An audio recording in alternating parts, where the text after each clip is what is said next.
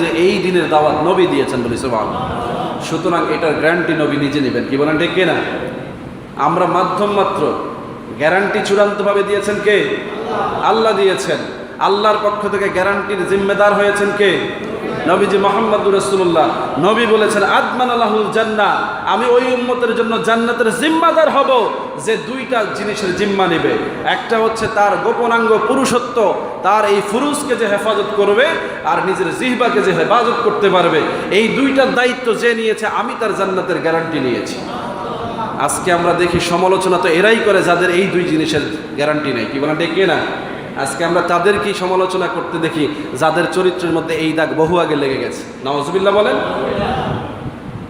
এজন্য আমরা খুব আস্থার সহিত কথা বলছি যে আমরা যারা মেম্বরে বসে কথা বলবো, অবশ্যই আমাদেরকে আমাদের চরিত্রের ব্যাপারে সতর্ক হতে হবে।